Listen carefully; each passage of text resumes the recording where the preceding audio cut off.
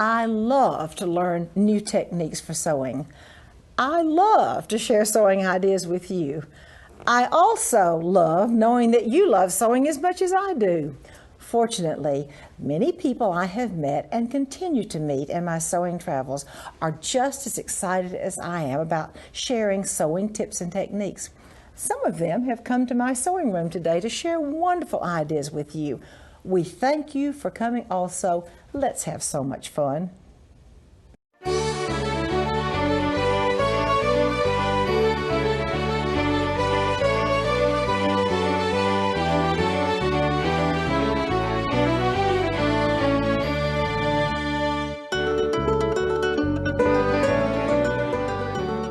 Little white day gowns just make me very, very happy. I love to sew baby clothes.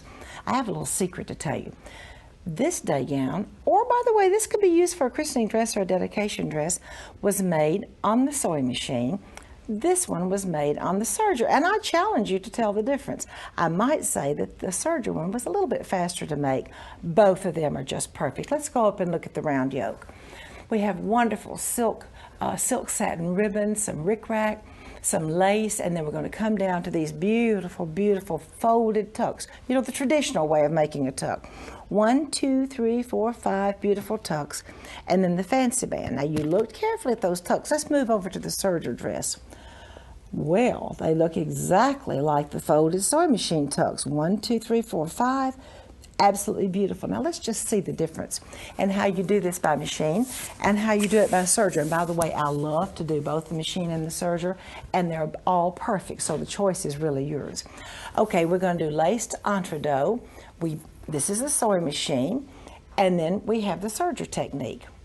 Looks the same, doesn't it? Well, that's because it does look the same. Now we have lace to lace, butting them together with the sewing machine, and then folding back and doing the serger.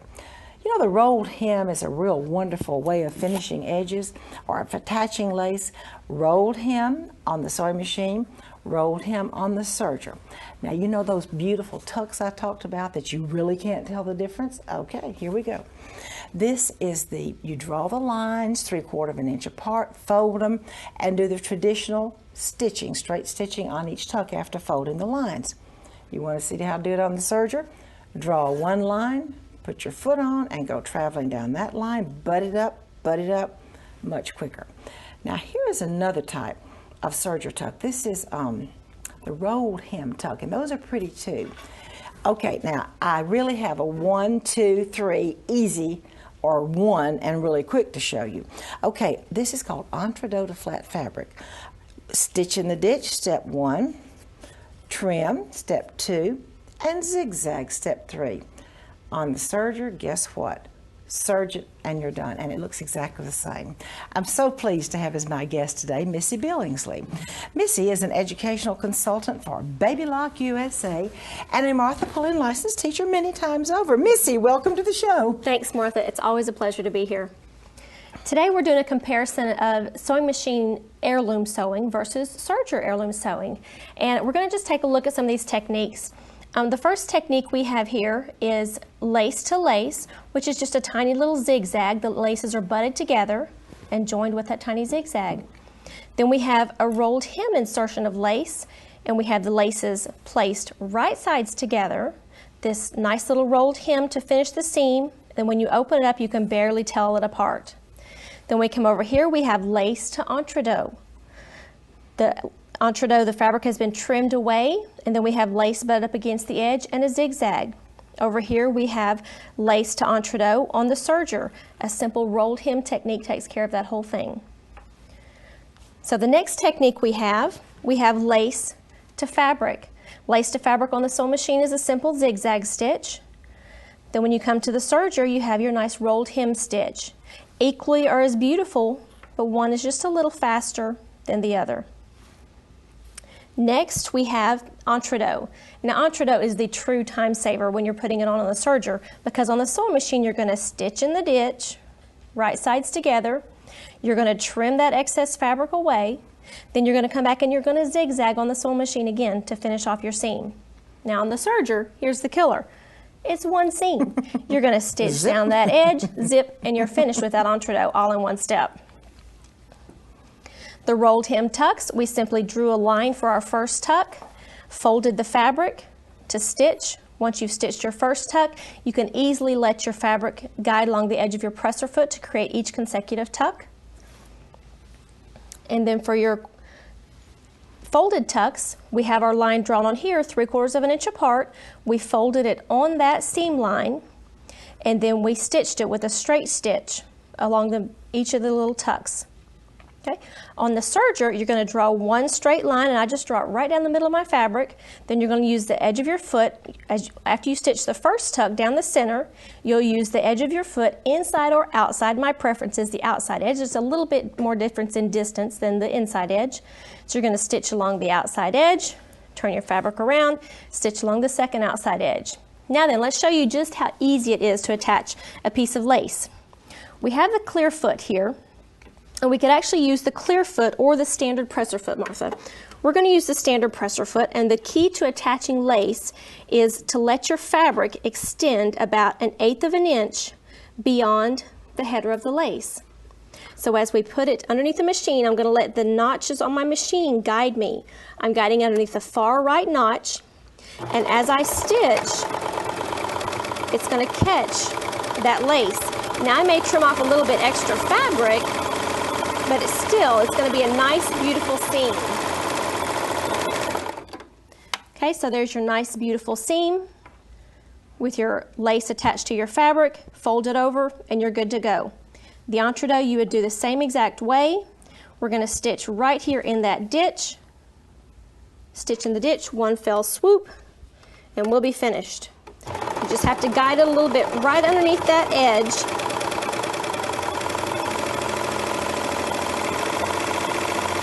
So when you're finished,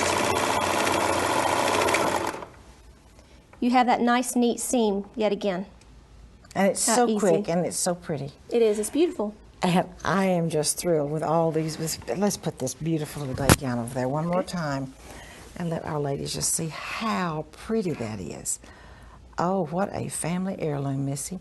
Truly. Machine or serger, either one. Either They're both way. beautiful. They're both beautiful. And now Missy has some sewing inspirations for you.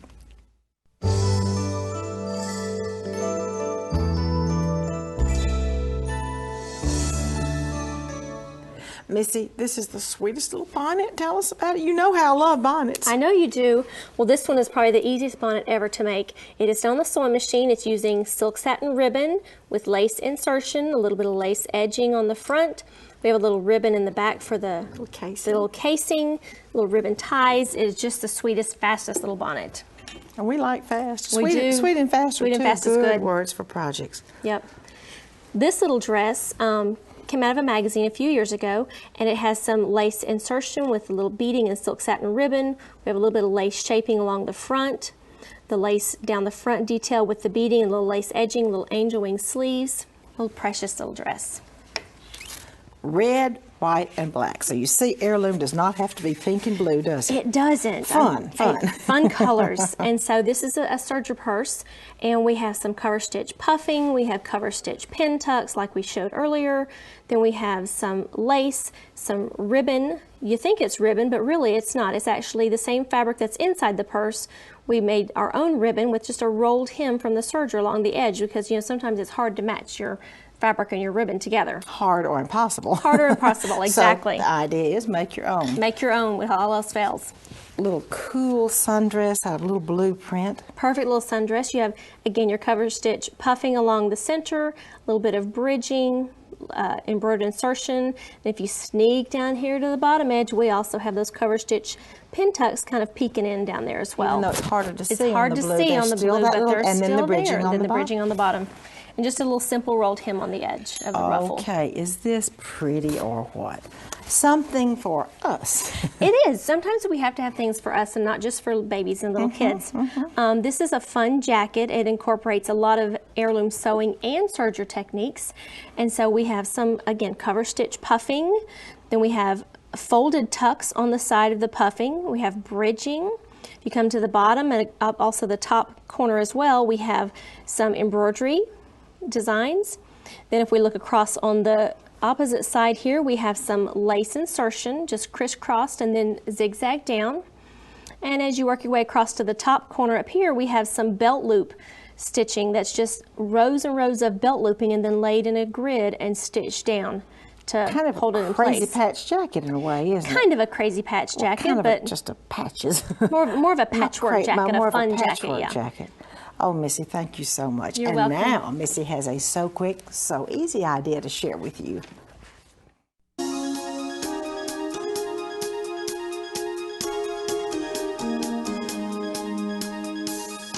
Missy, that is a beautiful tea towel. It is beautiful, Martha, and it is really so easy. It has this beautiful spaghetti bias shaping all the way around the outside edge of the design. We have a nice little bow to decorate the edge. Then we have some embroidered insertion along the bottom edge of the design. Now let's take a look at how we did this little tea towel. Okay, I got you. Okay, this little tea towel, I opened it up in my software and I put a little shape around the outside edge, and I made it kind of a concave vex type diamond around the edge. And so I had that stitch after the design finished, so that way I knew where to shape my spaghetti bias. You could also use a template, trace it on there with a water-soluble pen, and so when you're finished you'll wash it out. So this blue mark across the middle, that's the center of my design. Then my template for my spaghetti bias shaping. Then we're going to start making our tea towel even more pretty. We're going to add some edging along the bottom edge of the towel, and this is edging that has the entredot already attached, and so you're going to trim away all that excess fabric of the entredot and attach it with a zigzag stitch along the bottom edge of the towel. Once you've finished that, you're going to use your spaghetti bias shaping, and I actually used a glue pen underneath here to hold my spaghetti bias in shape. And you know, traveling, sometimes you have to put pins in there as well, so that's what the pins are for. I used the twin needle to stitch down the spaghetti bias all the way around. Make sure when you get to the corners that your needles are up and you don't pivot with your needles down. So, and here's just another simple variation. I love applique as well. So here's a fun applique design that sometimes if you have a boo-boo in your towel, you can fix it with an applique and you don't even see it. I love it. Ask us how we know about fixing boo-boos. Oh, we do know about it. I do. Missy, that is such a pretty tea towel and, Thank you. and such a wonderful gift. Thank you so much. And now we have some designer techniques for you.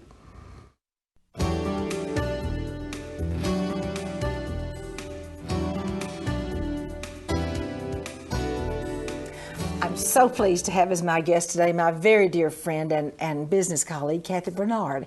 Kathy is editor of So Beautiful magazine. Kathy, welcome to the show. Thanks, Martha. I love coming on your show. Oh, well, I love for you to be here. Well, look at this wonderful technique. Oh, Kathy, It's tell really us about cute, it. and I know. Really nice. I always say it's so easy, but it really is. Once we break it down for you and show you how to do it step by step, you'll realize how easy it is to design your own dresses. And this is a simple little girl's dress. It's a boutique dress, and it's got a flip-flop scallop double. It's a separated yoke and bodice, and then really what holds it together is these buttons and the trim. And I'm going to show you how to take a basic bodice pattern and create this shape yourself. You don't have to buy a pattern with this already on it. So let's go to the boards and let me show you how easy this is to do. First of all, you need to start off with a basic bodice pattern, and these are readily available from almost anybody. And you'll want to draw a line straight across the top representing a yoke line. And then we know that we have four whole scallops across the front, and that means that we'll have 2 on the half bodice. So there will be 1 whole one and a half one and a half one.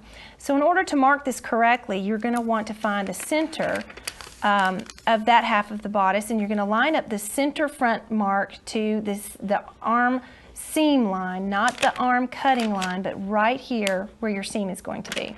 So we'll find the half mark here.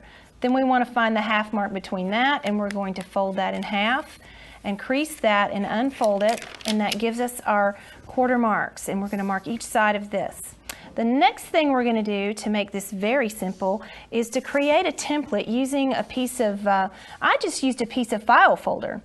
And I decided for myself how deep I wanted this scallop to be. And I marked each side here, and then I went up 3/4 of an inch and created a half circle. It's not a complete half circle, but it's the top of the circle. I used a drafter's template like this that's readily available at hobby stores, but you can use household products like a jar lid or something in your house that's a small circle to create this. Once we've done that, we cut out our little half circle and we draw one below the line and a half above the line and a half above the line, and it's easy as that. Now we have a template to work from. So the next thing that you're going to want to do is cut that right in half. You're going to cut right on that line to separate the yoke from the lower bodice. But you've got to add something back in, because you need some fabric here in order for this scallop to have something to button into, and the same here. So easily, all you have to do is add a straight piece of paper on the back side of each of these pieces to complete that. Now the next part is really the hardest part of the whole process, and that's remembering when you cut out not to cut on this line, because this is going to be your stitching line. And I know I did this twice. I knew not to do this and I did it twice. So the best thing to do is to cut along this line first, then to cut the rest of it out. Once you've done that, you're going to open this up on the wrong side of the fabric and draw your template line right here. And this will be your stitching line. So then you're going to want to set your machine up with a 1.5 stitching length, and you've cut out, of course, a lining piece, and this is your fashion fabric piece, and for the yoke you've cut out 2 layers. You put these together, stitch a precise little 1.5 stitching length along that drawn line, and then you're going to cut along the edge to trim off a seam allowance and clip notch into each of to the stitching around this curve. And then you'll have to turn everything and poke those little scallops out. And I wanted to show you how easy it is. It's often very hard to get a nice curve with just finger pressing. So I use this great little handy clover pointer tool, and I use the round end to poke that seam out to give me a nice, precise, sharp seam. And then I'll press right on top of that with a steam iron, and that will finish that edge really neatly. So let me show you what that looks like when we do a final finish. This is what you'll end up with, and I'll show you here. It has a lining and the fashion fabric, and this is just the double layer yoke. You'll put these together just flip-flopping them, just like this, and then you can either tack this down with a hidden stitch, or you can add pretty little buttons like this. You can do double buttons, and just create that any way you want to. And over here, I've done one using a triangular shape. You can also do this with a square shape, but it's an easy process with any shape that you want to use. And to finish the garment out, you'll just add your lining and your other yoke to these seams and finish the dress out according to the pattern's directions. And that's how easy it is to take a basic bodice to another level and to create something really cute. I think that's tools at home, right? It's absolutely go in your kitchen. And is the next step when you start drafting and making things really your own. Kathy, thank you so much. You're welcome. And now we have some so easy stabilizing to share with you.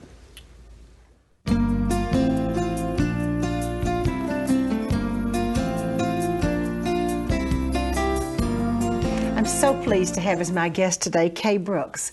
Kay is with R&K Distributing. She is head of product development and education. Kay, welcome to the show. Thank you. Thank you so much for having me. Today I want to share placement of your embroidery designs and getting them into maybe hard to reach areas or bordered areas. Just get you in a more comfortable zone of where to get those embroidery designs placed and how to. So the first thing I want to talk about is using templates in your embroidery. Now, what I have brought today is a quilt, which I'll reveal to you in just one moment, but I've printed the template on this sticky paper is actually what it is, but it's made to adhere to your fabric over and over and over again, so you can use the template many, many times. So what I've done is printed my design image onto the template, and here you can see I have trimmed it down, and these are your crosshairs, which automatically print to show you the center of your embroidery design. Now I'm going to remove this piece for just a moment to show you. I've embroidered the designs in a bordered area, and this is often difficult, especially if your quilt is already made, or if we're trying to embroider on like a denim jumper or a baby onesie, or a pocket or something that's a smaller area. So the template method is actually very, very simple and really takes the frustration out of the embroidery. Now here I have a quilt block where I've marked the center, and again I have printed my design image onto a template, and I've trimmed it away. I'm going to peel back the sticky or the release paper from the sticky, and you can see I'm going to stick it down, and you can see the lines coming through the template. Now the template is stuck down to the quilt block, and we can now hoop it and get our embroidery design directly into the center. Very, very simple. And if you have your garment on your body and the template is stuck to it, you can move around and make sure that you have the design fitted to your body where you want it. So I really, really love the template method for stitching your embroidery designs and getting them centered correctly. Now, this is a little bit different method for centering, and I brought this napkin, which you can see here. I'm going to shift these and show the difference, and you can see here, this particular stabilizer actually has a 1-inch grid printed on it, which I love. It also has 1/4-inch markings. This is a sticky stabilizer, and I have hooped the stabilizer on point. So now we can take our napkin corner and stick it down directly to that grid, so you can get your design placed correctly and straight every time. So if you're embroidering on napkin corners or dining room tablecloth corners, this is the way you want to go. This particular stabilizer is absolutely fantastic for lining up those points and corners. And lastly, which you can see we have a lot to talk about here. Really, really quickly though. Again, I have printed out the template for smaller items. This is essential when you're trying to get the embroidery design placed exactly where you want it. And really quick tip here, when you stick your template down to your garment, what I've done here is stuck sticky stabilizing tape to the back of the hoop, and this is going to keep the hoop from shifting. You can see it's not moving at all. So I have lined the centering marks on the hoop up with the centering marks on the template, and then we have stuck this tape to the back of the hoop so it can't shift on you. Now, whenever I come underneath with my outer frame within the onesie, the outer or the inner frame is not going to move on me. So you're going to have exact placement every time. So use the template to mark your center, and then use the sticky tape on the back of your frame to hold it in place for precision placement every time. Okay, those are fascinating ideas and so helpful. Thank you so very much. Thank you. And now I'd like to share a piece from my vintage collection with you.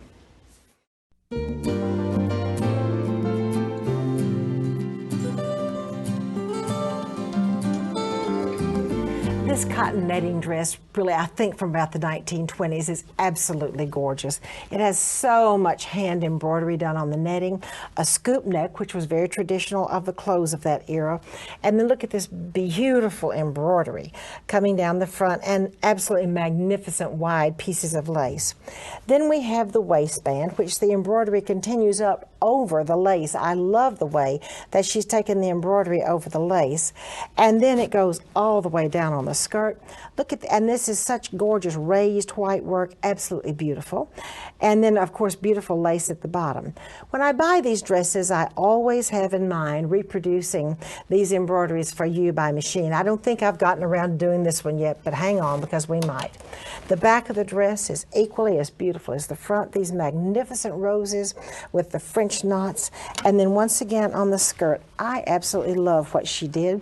She's taken the embroidery on the netting, and then after the dress was constructed, took the embroidery and went right back up over the waistband, making it absolutely beautiful. And then on the bottom of the skirt, just simply a beautiful piece of lace at the bottom. This dress really took a lot of time to embroider, and it was certainly worth the time. Thank you so much for joining me in my sewing room today. I've had a good time. I just hope you've had a good time. That's the most important thing. And you know what? I'd like to invite you to come back next time.